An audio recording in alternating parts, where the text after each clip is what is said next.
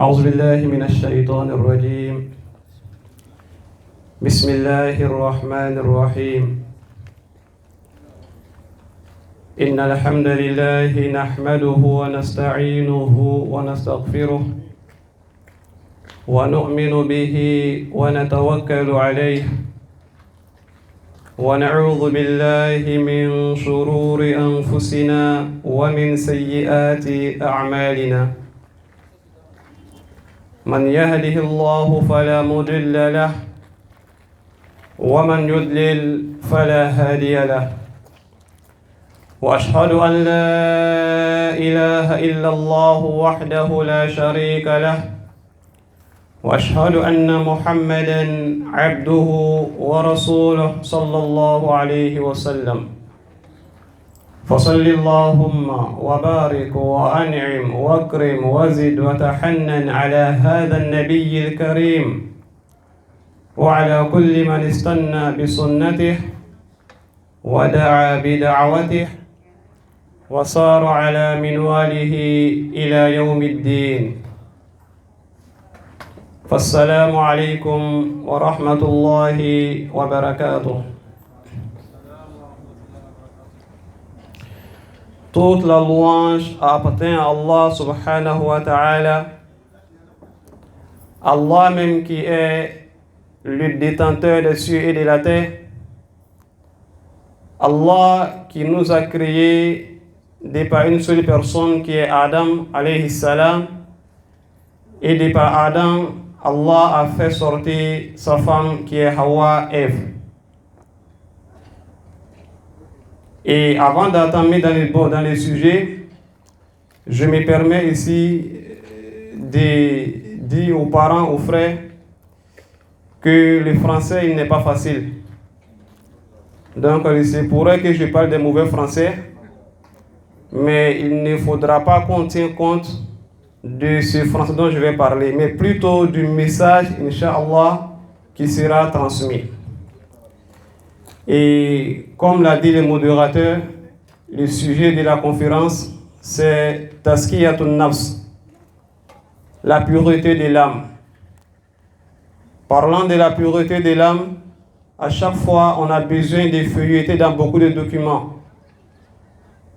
Il y a un document intitulé de Imam al-Ghazali, Ibn al-Qayyim, Ibn Rajab al-Hanbali, tous ces trois ont un document intitulé Tazkiyatun Nafs, la pureté de l'âme. Tu as aussi besoin d'un document intitulé d'Ibn al-Qayyim, Ar-Ruh, l'âme. Tu as aussi besoin d'un document d'Ibn al-Qayyim intitulé Madarij al-Salikin, les sentiers des itinérants. Donc, pour nous montrer la valeur, la grandeur et l'importance même de la pureté de l'âme. La pureté de l'âme.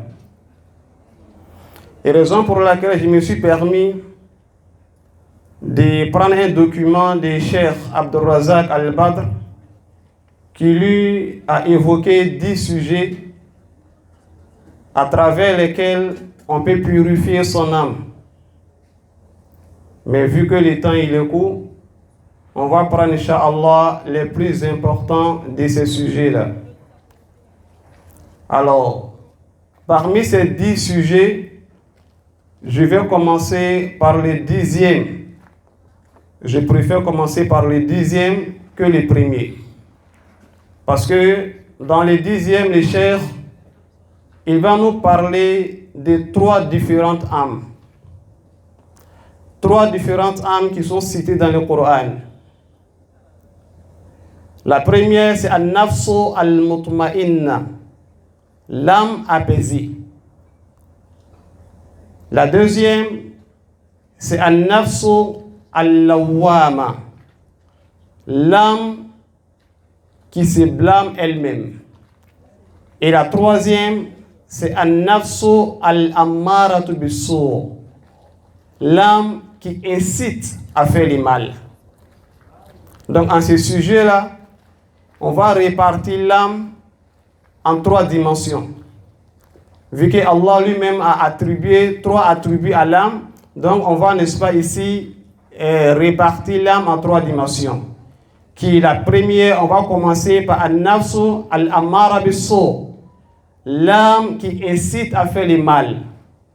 Et ensuite de cela, Al-Nafsu Al-Lawwama, l'âme qui se blâme elle-même. Et ensuite de cela, An-Nafsu Al-Mutma'inna, l'âme apaisée. Allah dans le Coran, pour commencer, il nous dit ceci. Wa ma ubarri'u nafsi inna an-nafsa la'ammaratun bis-su' illa man rahima rabbi. Il dit, je cite, ici c'est la parole de Yusuf alayhi salam, qui est Joseph.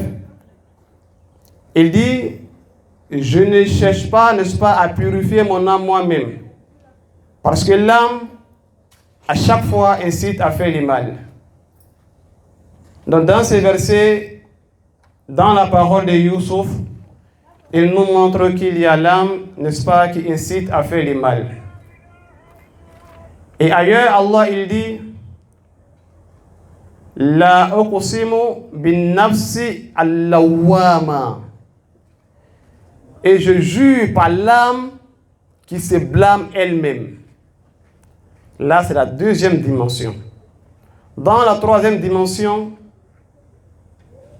il dit Ya ayyatuha nafsul mutma'inna irji'i ila rabbiki radiyatan mardiya fadkhuli fi ibadi wadkhuli jannati. Il dit ô toi âme apaisée, retourne vers ton Seigneur. Retourne vers ton Seigneur satisfaite et agréée. Entre donc parmi mes serviteurs et entre donc dans mon paradis. Donc on verra que la meilleure des âmes, c'est l'âme al-mutma'inna, l'âme apaisée. Mais l'être humain dans la journée, ou aussi bien souvent, l'être humain peut avoir l'âme qui incite à faire le mal. Et tantôt, tu peux avoir l'âme qui, elle, se blâme elle-même. Comme souvent, tu peux avoir l'âme qui est apaisée. Et même il se peut que dans la même journée, tu aies ces mêmes 3 catégories de dimensions. Dans la même journée. En même temps que souvent, tu as l'intention de faire du mal. Et en même temps que souvent, après avoir fait le mal, tu blâmes ce que tu as fait.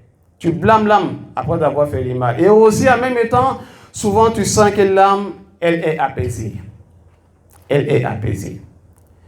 Mais la première dimension qui est l'âme qui incite à faire le mal, c'est à travers là que les musulmans, ou aussi bien l'être humain en général, doit faire l'effort pour éviter cela.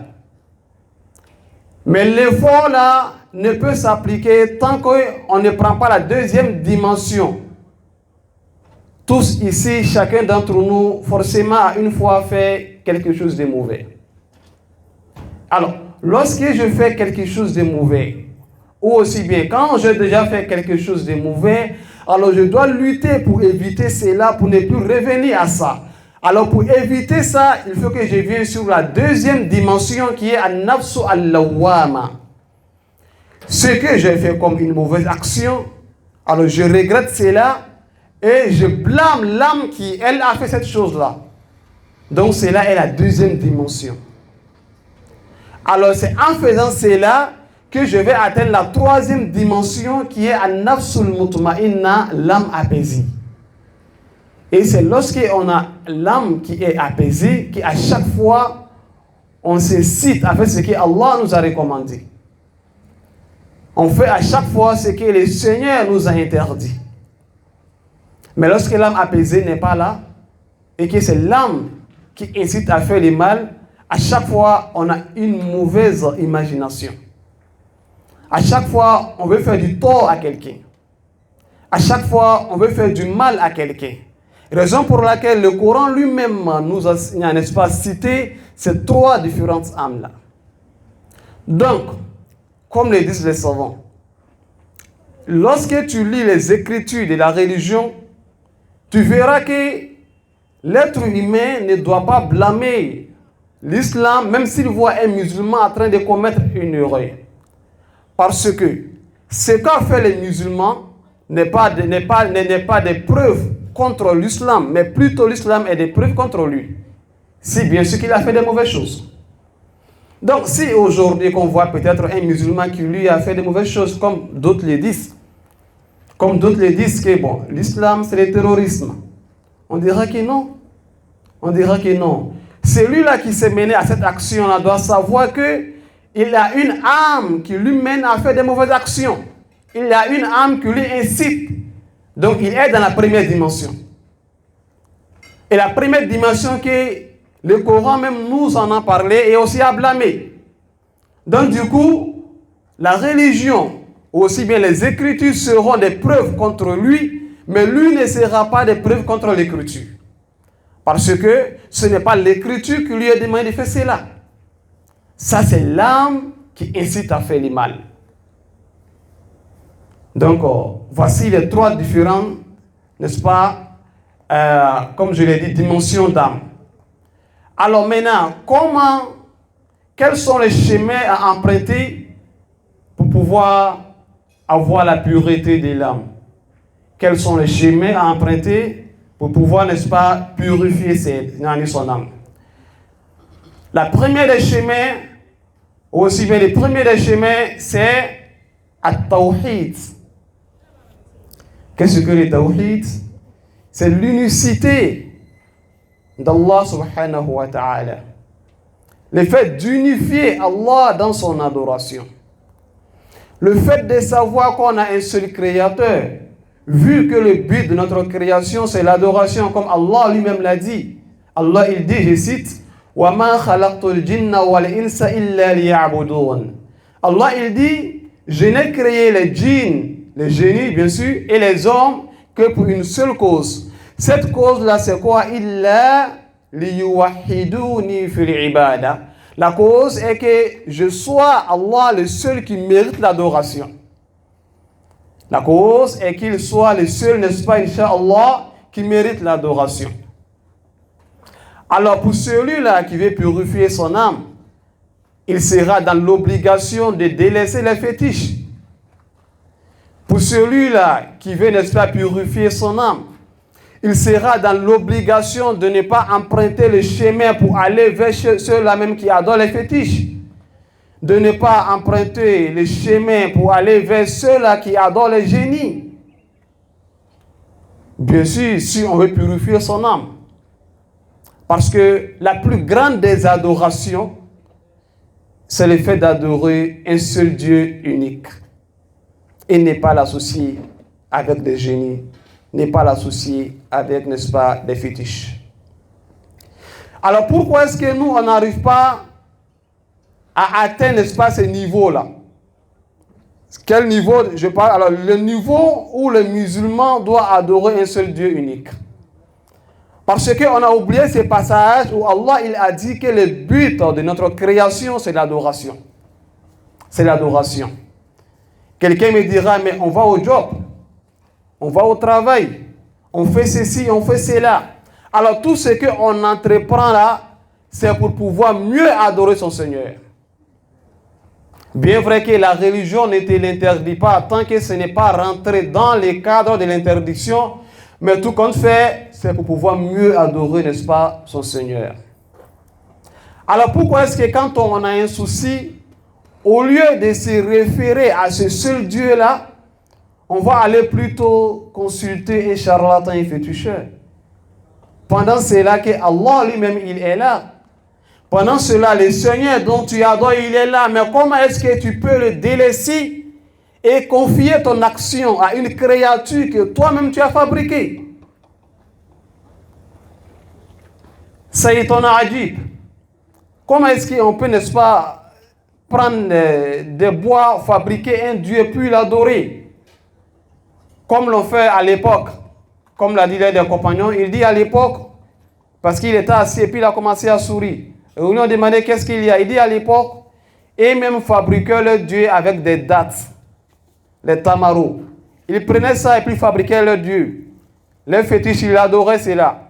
Et souvent, lorsqu'ils ont fait qu'ils n'ont rien à manger et qu'il n'y a pas de solution, qu'est-ce qu'ils font? Bon, si vraiment on a faim, bon, c'est Dieu même qui est là, c'est une nourriture. On mange une partie de ça. C'est paradoxal.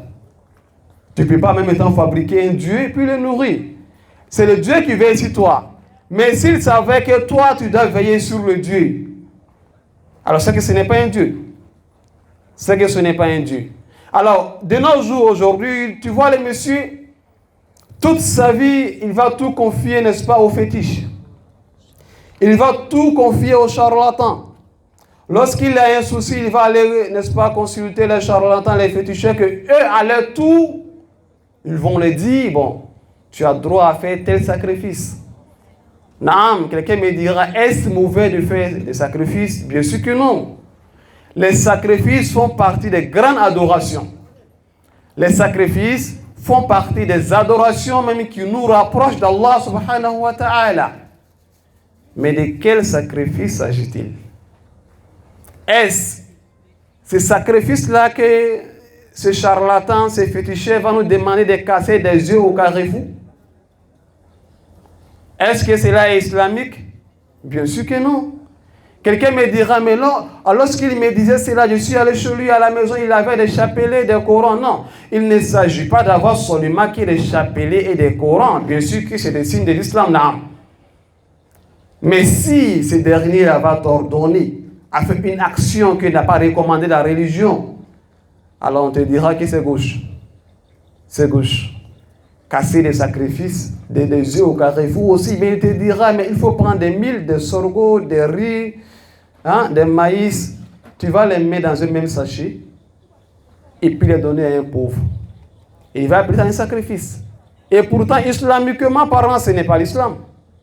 Ce n'est pas l'islam. Et bien sûr que l'islam nous demande de venir en aide envers ceux qui sont la nécessité. Envers ceux qui n'ont pas les moyens. Des musulmans comme des non-musulmans, bien sûr, non. Mais est-ce que dans une marmite, on peut renverser en même temps les sorgho, en même temps les maïs, en même temps les riz? Bien sûr que non. Bien sûr que non. Donc, la première des chemins, enfin, les premiers des chemins à emprunter pour pouvoir, n'est-ce pas, atteindre la pureté de l'âme, c'est le fait de remettre toutes ces choses à une seule créature qui est Allah, à un seul créateur qui est Allah subhanahu wa ta'ala.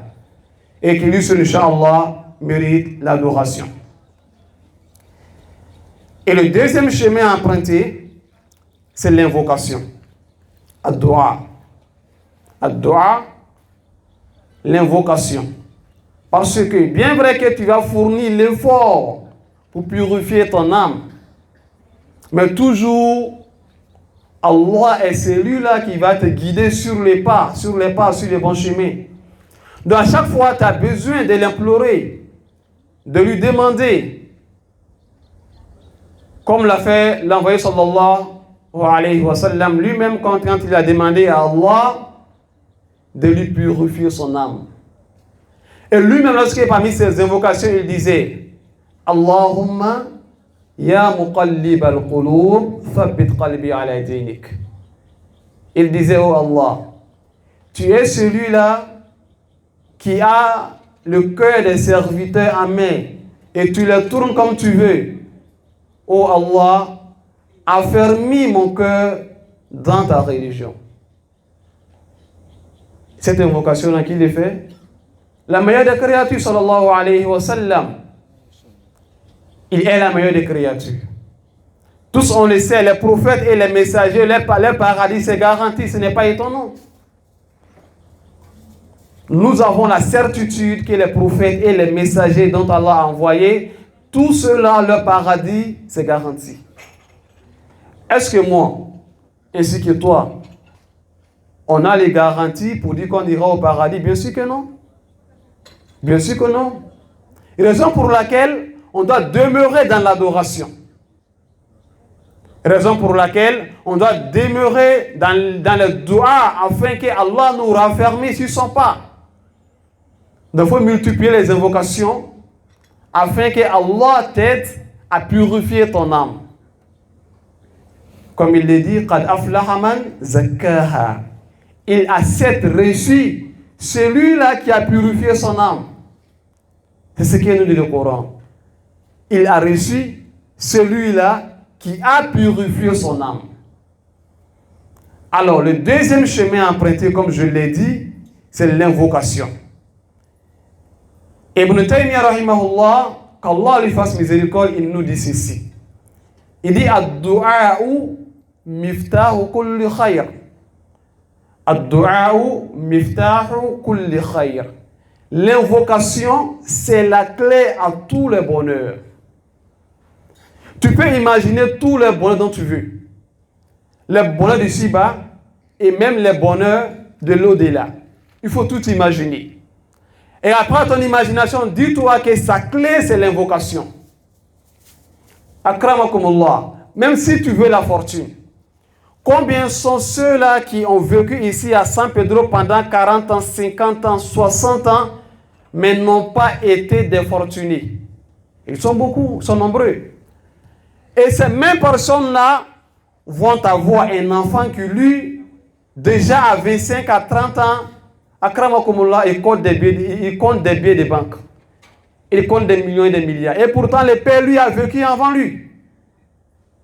Et ce n'était pas un père fainéant, non. Il a œuvré, il a fait son effort, mais Allah n'a pas voulu. Allah n'a pas voulu. Bien vrai qu'on va fournir l'effort, mais en même temps, à chaque fois, à chaque instant, on a besoin d'implorer le Seigneur, enfin, Inch'Allah, qu'il nous raffermisse sur ce qu'on veut. Donc, ad-du'a, l'invocation, n'est-ce pas, Inch'Allah, est la clé de tout le bonheur. Et il y a quel bonheur qui est plus mieux que d'avoir une âme pure? Quel bonheur il y en a plus mieux que ça? Il n'y en a pas. Combien sont ceux-là qui ont, n'est-ce pas, des fortunes, mais qui ne vivent pas bien? Ils sont nombreux.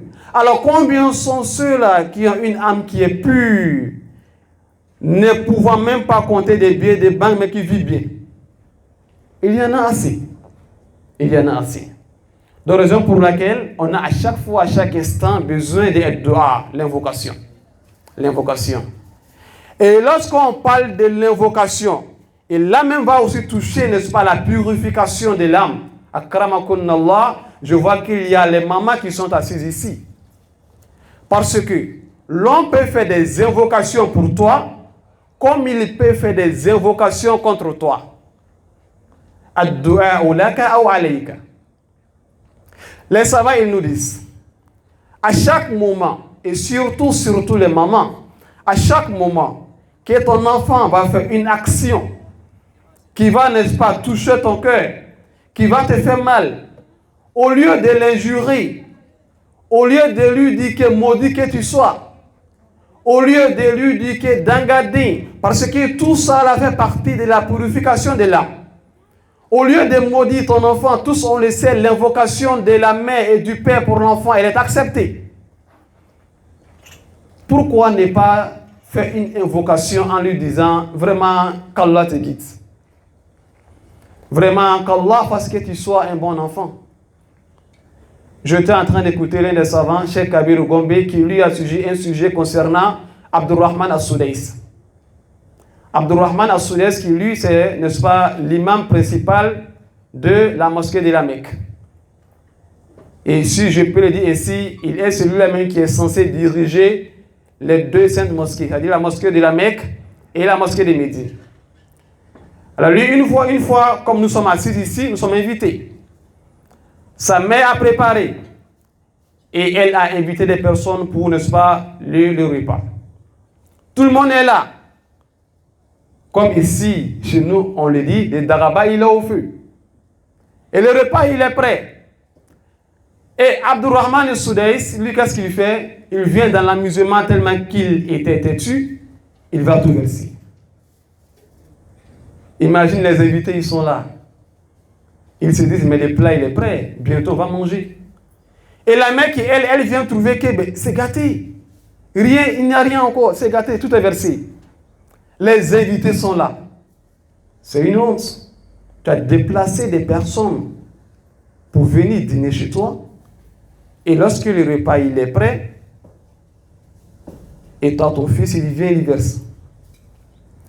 Alors, elle a fait comme toutes les mamans. Seulement que elle, à son tour, et le tour de certaines mamans ici, il y a une différence. Lorsqu'elle a tapé l'enfant, vraiment, qu'Allah fasse que tu changes. Là, la première parole qu'elle a dit, elle n'a pas dit d'Angandé. T'étais du goût. Non, non, non. Quand elle a tapé l'enfant, qu'Allah fasse que tu changes. Elle lui a tapé encore, frappé. Qu'Allah fasse que tu sois un bon enfant. Elle lui a tapé encore. Qu'Allah fasse que tu sois un grand homme. Elle lui a frappé encore. Qu'Allah fasse que tu sois l'imam de la mosquée de la Mecque. Akramakumullah, toutes ces invocations qu'elle a fait là, lesquelles de ces invocations n'ont pas été acceptées? De nos jours aujourd'hui, dès que tu attends la voix de la lecture d'Abdurrahman al-Soudais, sa lecture fait allusion directement à la mosquée de la Mecque. Dès que tu attends sa lecture, tu penses automatiquement à la mosquée de la Mecque.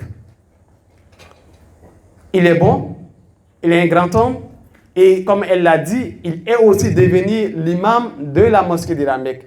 Et pas seulement ça, les deux saintes mosquées sont sous sa gouvernance. Imaginons qu'au moment où elle frappait l'enfant et qu'elle lui tape pas, il t'a gênant. Il n'a qu'à fouiller. Bon, imaginons que la main dont l'invocation a été acceptée si Abdurrahman al-Soudais. Si c'était l'une de notre maman qui a fait cela aujourd'hui à l'un de nos petits frères, et qu'Allah nous en préserve, si ce dernier-là devenait un kidnappeur, mais il va kidnapper le pays, bien sûr, qu'Allah nous en préserve. Si ce dernier-là devenait peut-être un microbe, mais il va mettre le pays sur un pied. Alors, pourquoi est-ce que j'ai évoqué ce sujet? Parce que ce sujet aussi fait partie de la purification de l'âme. Parce que faire l'invocation pour ton enfant, lorsque même tu es en colère, faire une bonne invocation pour l'enfant, c'est comme tu es en train de purifier son âme aussi. Bien sûr, les parents sont les premiers responsables des enfants. Et Yawm al-Qiyamah, la première des personnes qui sera demandée concernant l'enfant, avant même qu'elle ne soit demandée les autorités, bien sûr qu'elles aussi seront demandées. C'est d'abord les parents. C'est d'abord les parents. Quel effort est-ce qu'on a fourni pour que l'enfant il soit bon? Est-ce qu'on a fait des invocations pour que l'enfant il soit bon? Est-ce qu'on l'a fait? Ne dit-on pas que ces enfants-là sont nos enfants? Ça fait mal, mais bien sûr que c'est la réalité. Donc, akramakunallah, les mamans, lorsque les petits frères et les petites sœurs font des choses qui ne sont pas bonnes, on ne dit pas de ne pas les corriger. Naam, on doit les corriger, mais en même temps, ne pas les maudire dans la correction, plutôt faire des prières pour eux. Le troisième chemin qu'il faut emprunter pour purifier l'âme, c'est la lecture du Coran. Qira'atul Qur'an. Lorsque je dis la lecture du Coran, ce n'est pas seulement le fait de lire les versets coraniques tout simplement comme ça là. C'est le fait de méditer sur le sens de la signification de ce qu'Allah veut de nous. Le fait de lire le Coran et apprendre le Coran et comprendre le Coran à travers la compréhension des pieux prédécesseurs. Ceux-là qui nous ont précédés là, comment est-ce qu'eux ont compris, n'est-ce pas, le sens du Coran? Est-ce que si aujourd'hui, je vois quelqu'un qui lui est en train de faire le mal et qu'il essaye dans son mal prendre un verset du Coran et puis il prend ça comme argument disant que c'est le Coran qui nous l'a recommandé? Alors la logique elle est très simple. Tu vas nous envoyer ces versets dont tu parles. Après avoir récité ces versets-là, on va te dire, la première des personnes qui est censée nous expliquer le sens de ces versets n'est pas toi d'abord. C'est celui-là que Allah a envoyé, les prophètes. Il est la première des personnes qui est censée nous expliquer, n'est-ce pas, le sens du verset. Comment est-ce que lui, il a compris ces versets-là? Ici, j'ai fait allusion à certains, n'est-ce pas? Akramakumullah, souvent, vous allez m'excuser de ces termes, mais il faut qu'on les dise. On fait allusion à ceux dont on appelle, n'est-ce pas, les terroristes. Souvent, d'autres parmi eux vont prendre, n'est-ce pas, des versets et vont les donner un sens qui n'a pas été donné à ces versets-là même auparavant. Lui, il vient, il lit les versets et il va imaginer un sens disant que voilà ce qui, n'est-ce pas, signifie les versets. Quelle que soit ta compréhension de la langue arabe, akramakumullah, tu ne comprends mieux pas la langue arabe comme l'a compris, n'est-ce pas, les compagnons, les sahaba. Et ont vécu avec le prophète, mais en même temps n'ont pas essayé d'interpréter le Coran comme eux le veulent, mais plutôt ils l'ont appris auprès de la meilleure des créatures, sallallahu alayhi wa sallam, qui est le prophète. De tout celui-là qui fera une action contraire à la religion et vient argumenter cela avec un verset de Coran ou aussi bien avec un hadith, on lui dira alors, cette compréhension-là, d'où est-ce que tu la sors? S'il dit que c'est ma compréhension à moi, alors on lui dira que non, ta compréhension en toi, on ne la veut pas. Plutôt, on veut la compréhension de celui-là qui nous a été envoyé. Et après lui, il y a ses sahaba, ses compagnons qui sont ses élèves. Et après les sahaba, il y a de bonnes personnes qui ont suivi les sahaba. Sans oublier les grands imams qui ont précédé, bien sûr. Donc, akramakumullah, la lecture du Coran. La lecture du Coran n'est pas restée là tout simplement. Souvent aussi, il y a ça aussi. J'essaie de prendre tout simplement le verset coranique qui lui est traduit, n'est-ce pas, en français, le sens du verset. Si tu as essayé, si tu as remarqué, tu verras que dans certains Corans, on te dira « essai de la traduction du Saint-Coran ». En français, bien sûr. Alors, pourquoi est-ce qu'il est dit que « essai de la traduction du Saint-Coran » ? Parce que il y a certaines paroles en langue arabe. Si on dit on va essayer de traduire cela, il faut une explication. Il faut une explication. Alors, pour ne pas rendre long ce qui peut être court, les savants ont fourni beaucoup d'efforts pour pouvoir, n'est-ce pas, nous traduire le sens du Coran en français. Sinon, la raison pour laquelle tu verras qu'en plus même du sens du Coran, il y a aussi les commentaires même du Coran. Tu verras les commentaires du Coran. Des commentaires longs, comme il y a aussi des commentaires, Inch'Allah, qui sont courts. Donc voici l'un des chemins à emprunter. Et ce qui va sur cela, c'est le fait al-uswa wa al-qudwa. Le fait de prendre les prophètes pour modèle. Le fait de prendre les prophètes comme celui dont on doit suivre. Alors, tout ce que doivent faire les musulmans, ils doivent fournir l'effort et prendre l'exemple sur l'envoyé sallallahu alayhi wa sallam. Comme Allah lui-même l'a dit, لَقَدْ كَانَ لَكُمْ فِي رَسُولِ اللَّهِ أُسْوَةٌ حَسَنَةٌ. Vous avez dans les messagers d'Allah subhanahu wa ta'ala un bel exemple à suivre. Dans son habillement, pas seulement que dans son habillement, dans son accoutrement, pas seulement que ça, et même dans son comportement avec les musulmans et aussi avec les non-musulmans.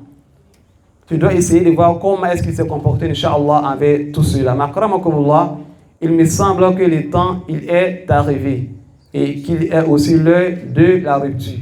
Il fait partie de la sunna, le fait de précipiter, Inch'Allah, la rupture du jeûne. Alors, sur ce, on va limiter les sujets ici, comme je l'ai dit au commencement. C'est un sujet qui est, Inch'Allah, un peu complexe. Wallahu alam, wal ilmu indallah, wassalamu alaikum wa rahmatullah. أعوذ بالله بسم الله الحمد لله والصلاة والسلام على رسول الله وعلى آله وصحبه ومن والاه. Alhamdulillah. Dans un premier temps d'abord, bon appétit à tout le monde d'abord. Et le doyen, Inch'Allah, a évoqué un sujet qui est d'une grande importance. Et ce sujet aussi, Inch'Allah, rentrait dans le chemin qu'on devait évoquer des chemins qu'on doit emprunter, Inch'Allah, pour pouvoir purifier l'âme. Donc l'auteur il a dit ceci: إغلاق المنافذ التي تخرج بالإنسان عن التزكية وتبعده عن الفضيلة وتوقعه في الرذيلة. C'est le fait de fermer toutes les fenêtres qui vont éloigner l'être humain de la purification de l'âme.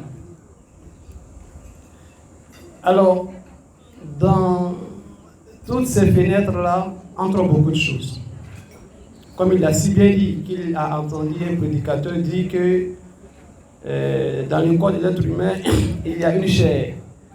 Alors, cette chair-là, si elle est bonne, alors le corps sera bon et l'être humain sera bon.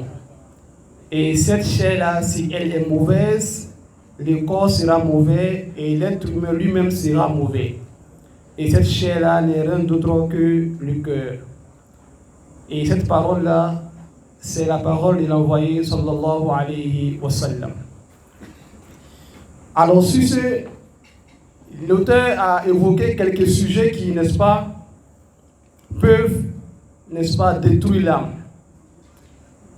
Des sujets, n'est-ce pas, qui peuvent infecter l'âme. Et parmi ces sujets-là, il a d'abord commencé par évoquer un sujet, aussi bien par évoquer un verset du Coran où le Coran nous dit de baisser les regards. Wallah, il dit وَقُلْ لِلْمُؤْمِنِينَ يَغُضُّوا مِنْ أَبْصَارِهِمْ وَيَحْفَظُوا فُرُوجَهُمْ وَقُلْ لِلْمُؤْمِنَاتِ يَغْضُضْنَ مِنْ أَبْصَارِهِنَّ وَيَحْفَظْنَ فُرُوجَهُنَّ. Allah, il dit à son messager, il dit aux croyants et dit aux croyantes de baisser leur regard et de garder leur chasteté. Dit aux croyants et aux croyantes de baisser leur regard et de préserver, n'est-ce pas, leur chasteté. Alors ici, Allah a parlé du regard parce que tout commence à travers le regard.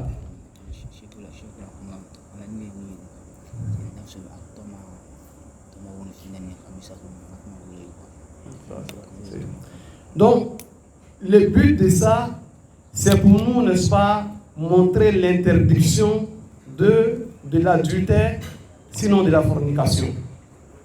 Alors, tout ceci va commencer par quoi? Ça va commencer par les regards. C'est parce que la sœur a pensé que je lui regarde. Je ne fais que lui regarder jusqu'à ce que je vais essayer d'aborder un sujet avec elle. Ça sera la causerie. Et à travers ça, ça sera le toucher. Et à travers ça, ça sera autre chose, n'est-ce pas, qui est plus mauvais que ça, qui est la fornication, sinon l'adultère. Alors, tous on le sait, la femme, elle est permise à l'être humain, à un homme, après bien sûr le mariage, après avoir épousé.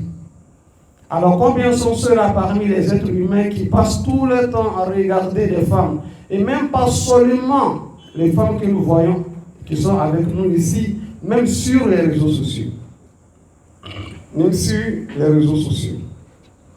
Combien sont ceux-là qui vont salir leur âme en passant tout le temps à regarder des vidéos pornographes? Combien sont-ils? Combien sont, n'est-ce pas, ces sœurs-là qui, elles, vont aller sur les réseaux sociaux? Elles vont aller sur TikTok, là où elles vont se dénuder. Wama adrakum ma TikTok. Elles vont aller sur TikTok, une page où tu verras la femme, subhanallah. Elle a perdu toute sa valeur. Tu vas lui voir avec des vêtements dont elle a porté, avec des propos malsains dont elle va, n'est-ce pas, dire de sa bouche, sans toutefois avoir la honte. Alors qu'elle est dit, al-haya'u min ar-rijali hasanun wa min an-nisa'i ahsan. La pudeur, la honte chez l'homme, c'est beau, c'est bon, c'est joli. Mais la pudeur chez la femme, c'est encore plus bon, c'est encore plus joli. Alors, que font ces sœurs-là sur TikTok? La plupart, je ne dirais pas toutes les sœurs, mais bien sûr, mais la majorité. Qu'est-ce qu'elles font sur TikTok? Qu'est-ce qu'elles publient sur TikTok? qu'est-ce qu'elle dit sur TikTok? Des propos malsains qui vont salir l'âme qu'il faut purifier. Et que font ces frères-là qui, eux aussi, à leur tour, vont passer tout le temps à regarder des vidéos pornographes, pensant que, bon, je vais essayer de profiter, passer un temps. Alors que ce regard que tu mènes vers ces gens de vidéos vont salir ton âme. Ce regard va salir ton âme. Raison pour laquelle Allah il a dit de baisser les regards, de ne pas regarder ce qui nous est interdit. Et à travers ça aussi, on a parlé du cœur. Le doyen a évoqué le sujet, n'est-ce pas? Je ne sais pas, la jalousie. La jalousie. Il dit, sallallahu alayhi wa sallam, sur la terre, on ne peut envier que deux personnes. On ne peut envier que deux personnes. Si on doit faire la jalousie, c'est en deux choses. Je les cite. La première de ces choses, c'est ce monsieur-là, à qui Allah a donné la compréhension, la bonne compréhension et le savoir de la religion. Et à travers ça, il pratique la religion comme il se doit et il guide les gens vers le droit chemin. On peut l'envier, vouloir être comme lui. Pas être jaloux pour dire, mais pourquoi il a ça? Non. Être jaloux pour dire qu'il faut que je sois comme lui, ce n'est pas mauvais. Alors, deuxièmement, c'est ce monsieur à qui Allah a fait des biens. Disons, à qui Allah a donné la fortune. Et l'argent qu'il a là, il va prendre ça pour aider les gens, pour aider les pauvres. Et ainsi de suite, il fait de bonnes actions. Il va même aider les orphelins, les veuves et autres. Ces personnes-là, on peut l'envier. Vouloir être comme lui. Pas prier pour dire que ce qu'il a finisse, non. L'action qu'il fait avec son argent, là, il faut que moi je sois comme lui. Mais est-ce que pour nous c'est le cas? Non, ce n'est pas le cas. Celui-là, il a l'argent. Pourquoi lui, pas moi? Celui-là, il occupe un poste. Pourquoi lui? Pourquoi pas moi? Akramakumullah, lorsque tu es jaloux de lui en ce sens-là, tu n'es pas en train de te mettre contre lui, mais plutôt contre celui-là qui lui a donné ce poste-là, ou aussi bien cette fortune-là. Qui est le Seigneur? Qui est le Seigneur? Donc, cela fait partie des mauvais comportements. Le fait de ne pas vouloir le bien pour quelqu'un. Il dit sallallahu alayhi wa sallam, la yu'minu ahadukum hatta yuhibba li akhihi ma yuhibbu li nafsihi. Vous ne serez de véritables croyants jusqu'à ce que vous aimez pour vos frères ce que vous aimez pour vous-même. Est-ce que nous sommes ici? Que chacun se pose la question. Et chacun se connaît aussi. Alors si tel est mon comportement, si moi je suis parmi ceux qui veulent le bien pour les gens, alhamdulillah, que je continue ainsi. Alors mais si je suis parmi ceux qui ne veulent pas du bien pour les gens, alors que je fais un pas en arrière et que j'essaie de faire ma mise à jour, de revenir à la raison. Donc, ne sois pas contre les gens. Ça, c'est l'une des choses. Et l'une des choses, il y a at-tajassus, l'espionnage. Nous sommes là, on veut passer le temps à espionner autrui. Il dit sallallahu alayhi wa sallam, min husni l'islam il-mar'i tarkuhu ma la ya'ni. Fait partie de la bonne religion, fait partie d'une bonne moralité d'une personne, le fait de délaisser ce qui ne lui regarde pas. Alors pourquoi vouloir à chaque fois insister à espionner des gens, à voir les défauts? Il dit sallallahu alayhi wa sallam, tout celui qui veut voir les défauts d'autrui, tout celui qui veut voir les défauts de son frère et qu'il le suit, il l'espionne, Allah va le suivre ainsi. Et lui, ses défauts, même s'il est caché dans sa chambre, Allah va faire sortir son défaut. Alors pourquoi nous, à chaque fois, on veut voir l'horreur d'autrui? Chacun d'entre nous ici a forcément des erreurs. Nul n'est pas fait. Nul n'est pas fait. Chacun forcément a ses erreurs. Donc dans ce sens-là, il ne faut pas à chaque fois chercher à voir l'erreur d'autrui. Au cas où tu as su que ton frère est en erreur, qu'il a fait telle action, ce n'est pas compliqué. Il suffit de lui prendre des côtés et lui montrer que vraiment tu es en erreur. Ne fais pas ça, fais ça ainsi, ainsi, ainsi. Mais nous on a assis sur la médisance. Lorsqu'on a assis au grain là-bas, on parle de l'autre. Lorsqu'on est assis ici, on parle de Mohamed. Lorsqu'on est là-bas, on parle de Kwaku. Lorsqu'on est ici, on parle d'Idriss. Et lorsqu'on est là-bas, on parle de Jean. Pourquoi ça? Et surtout, vous allez m'excuser les mamans, surtout les mamans aussi, bien sûr. Pourquoi passer tout son temps à parler de quelqu'un d'autre? Et pourtant, si tu essaies, comme l'a dit Omar ibn Khattab, il dit Hasibu anfusakum qabla an tuhasabu. Il dit jugez-vous vous-même avant que vous ne soyez jugés. Avant de penser à Dieu, l'autre est ceci, l'autre est cela, l'autre est comme ça, l'autre il a fait ça, et toi-même, comment est-ce que tu es? Et toi qui passes ton temps à vouloir écouter les gens, ils viennent te dire, ils disent, les Arabes disent, Man naqala ilayka naqala minka. Man naqala ilayka naqala minka. Celui qui va t'envoyer les propos d'autrui, celui qui va venir t'expliquer les défauts d'autrui, celui qui va venir t'expliquer ce qui se passe chez l'autre, c'est de cette même manière-là qu'il va prendre pour toi et aller expliquer ça lui. Man naqala ilayka naqala minka. Donc, il y a ça. Il y a aussi le fait de mentir sur les gens. Il y a le fait de mentir sur les gens. Parce que je n'aime pas, comme on le dit chez nous dans le jargon, parce que je n'aime pas quand d'autrui, je me mets à mentir sur lui, à vouloir salir son image. Tout simplement, à vouloir salir ton image. Imam al-Qahtani, il dit, Wallahi, law alimu qabiha sarirati, la abas salam alayya man yalqani. Un grand savant, il dit, si les êtres humains savaient les défauts qui sont en moi, ils n'allaient même pas me saluer. Et tellement que lui, ce n'est pas pour les autres, il regarde, c'est pour lui-même, il regarde d'abord. Si les gens savaient les défauts qu'il y a en lui, les gens n'allaient même pas lui saluer. Mais nous, on oublie nos défauts. C'est pour les autres, on regarde. Comme l'a fait une femme, elle est sur l'étage, l'autre étage, l'autre côté là-bas. À chaque fois qu'elle regarde, elle voit que l'autre femme qui est là-bas, lorsqu'elle fait la lessive, elle voit que non, les habits ne sont pas bien lavés, tantôt les carreaux sont sales. Et elle appelle son mari, mais viens voir la voisine, vraiment, ça, les carreaux sont sales, elle est sale. Elle a fait la lessive, tout est sale. Chaque fois, et un jour, elle a appelé son mari. Et elle dit à son mari, mais la voisine, elle a changé, hein? Tout est proche chez elle là-bas. Le mari lui a dit non, ce n'est pas la voisine qui a changé. Au fait, le moment où tu disais que la lessive n'est pas bien faite, ce n'est pas parce que ça n'a pas été bien fait. Les vitres de ta maison étaient poussiéreuses.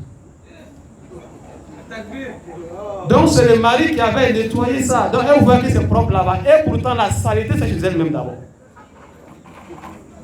Donc on voit, il ne faut pas à chaque fois essayer de voir les défauts des autres. Pense d'abord à tes propres défauts. Pense à toi, dans la journée d'aujourd'hui, qu'est-ce que j'ai fait du bien? Ma nadimtu yawman kenadami ala yawmin gharabat fihi shamsu naqasa fihi ajali wa lam yazid fihi amali. Comme l'a dit un descendant, il dit, je n'ai jamais regretté un jour comme j'ai pu regretter le jour dans lequel le soleil s'est levé et s'est couché, et que moi, ma vie a été diminuée sans que mes bonnes actions ne soient augmentées. La journée est finie. Ça fait un des mois dans ma vie. Mais mes bonnes actions n'ont pas été augmentées. Voici l'un des plus grands regrets. Au lieu de penser à tout ça, alors pourquoi vouloir penser à d'autres personnes? Alors cela fait partie des choses qui vont nous salir le cœur. Des choses qui vont salir l'âme. Et aussi, il y a le fait, n'est-ce pas, d'avoir un enfant sous sa charge. Beaucoup de fois, on aime évoquer ce sujet. Souvent, tu verras que le monsieur n'est pas. Ou bien le monsieur avec une femme qui n'est plus et il y a une autre femme qui est là. Mais que les enfants qu'elle a eus avec l'autre femme sont avec l'autre femme. Je reprends la parole. Abou s'est marié. Il a Mariam. Il a Hawa. Peut-être qu'Hawa est décédée. Hawa avait 2 enfants. Les 2 enfants de Hawa sont restés avec Mariam. Et Mariam, elle, à son tour, au lieu d'être doux, d'être bon envers l'enfant de Hawa qui est décédé, non, ce n'est pas le cas. Ce n'est pas le cas. Elle va lui traiter de n'importe comment. Pendant qu'elle-même, son propre enfant, ce n'est pas le cas. Ce n'est pas le cas. Ne sois pas ainsi. De façon que tu aimes ton enfant. Même si ce n'est pas l'enfant de ta co-épouse. Même si c'est un enfant lointain qui est venu, que tu le vois, sois bon envers lui. Il dit, Laysa minna man la yarham saghirana wa la ya'rif sharafa kabirana. Il dit, sallallahu alayhi wa sallam, il n'est pas de nous, cette grande personne-là qui ne fait pas de miséricorde aux enfants. Et il n'est pas de nous aussi, cet enfant-là qui ne connaît pas la valeur de grandes personnes. Il faut que les grands soient miséricordes envers les petits, soient bons envers les petits, soient doux envers les petits et surtout les orphelins. Et ici, je vais mettre un accent pour profiter dessus. Nous sommes en fin de mois de Ramadan et bientôt c'est la fête. Tu verras que presque dans toutes les cours, on va préparer de quoi manger. Les enfants, on va les vêtir bien, alhamdulillah. Pendant que on a un voisin qui est là, lui, il n'a même pas de quoi manger. Pendant qu'on a une veuve qui est là, depuis que son mari est décédé, personne pour s'occuper d'elle. Pendant qu'on a un orphelin qui est là, et même souvent, même c'est l'ami à notre enfant, même souvent. Tu vois que le jour de la fête, l'orphelin, il vient chez toi à la maison. Ton enfant, il est là. L'orphelin, il est là. Ton enfant, il est bien habillé. Le regard qu'il met l'orphelin envers ton enfant, tu sens qu'il veut ressembler à ton enfant aussi. Qu'est-ce que tu as fait pour le recevoir? Qu'est-ce qu'on a fait pour les orphelins? L'envoyé sallallahu alayhi wa sallam, celui-là qui prend les orphelins en charge, moi ainsi que lui, on sera comme ça au paradis. Alors, est-ce que nous, on pense à prendre les orphelins en charge? Quelqu'un pourra peut-être me poser la question, s'agit-il de quel genre d'orphelins? Est-ce les orphelins musulmans ou les orphelins non musulmans? Il dit sallallahu alayhi wa sallam, celui qui prend un orphelin en charge. Il n'a pas dit qu'il soit musulman ou pas. Il a dit tout simplement un orphelin. En ce sens-là, on dira que tout le monde y est. Qu'il soit ou pas un musulman, tant qu'il est un orphelin, alors fasse l'effort, prends-le en charge. Chacun d'entre nous a forcément des voisins qui n'ont pas les moyens. Pourquoi ne pas venir en aide envers ces voisins-là? Pourquoi ne pas envoyer peut-être chaque mois des sacs de riz à ses voisins-là? Pourquoi pas? Il y a ça. En plus de cela, il faut savoir que tout ce que tu dis là, tout est menti. Il ne faut pas jurer les gens. Et comme je l'ai dit, il faut que les petits soient, n'est-ce pas, bons, soient aussi des personnes qui respectent les plus âgés. Ne sois pas celui-là qui pense que, parce que oui, on est mature, donc le doyen qui est là-bas, moi, il pose la même chose, je m'en fous. Non.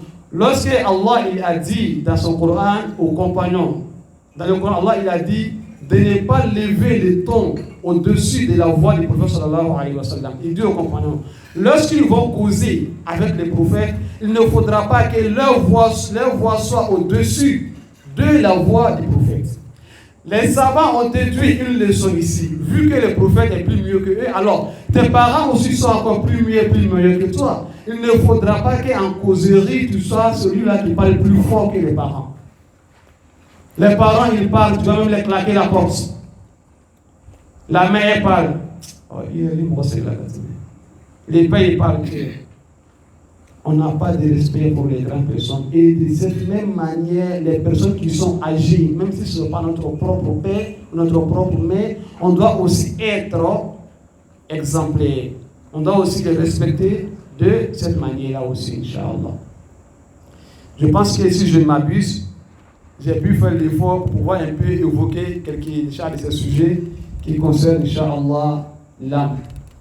Donc, Inch'Allah, comme les doyens l'avaient dit, s'il y avait des questions, Inch'Allah, ils seront répondus.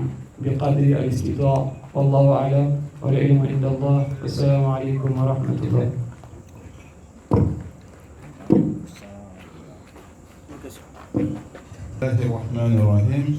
Oustaz, je voudrais poser une petite question. Il y a un prédicateur qui m'a dit qu'il y a 7 degrés de l'âme instigatrice sur le mal jusqu'à l'âme parachevée. Et quand on arrive à l'âme parachevée, ça veut dire qu'on est très proche de Dieu, on est devenu ami de Dieu, tout ce qu'on désire se réalise. Est-ce que les 7 degrés de l'âme, là, vous pouvez nous en parler un peu? Merci beaucoup. Alhamdulillah, wa salatu wa salam ala rasulillah wa ala alihi wa man wala. Les questions ont une fois été posées à l'imam Malik rahimahullah ta'ala, et à chaque fois que l'imam Malik on lui posait des questions, il disait la adri, la adri, la adri. Il disait que je ne sais pas, je ne sais pas, je ne sais pas. Et moi, comparé à l'imam Malik, c'est une manière de comparer une fourmi à l'éléphant. Donc, si ce fait, je vais essayer de copier l'imam Malik et je dirai que Allahu alam, je ne sais pas, Inch'Allah.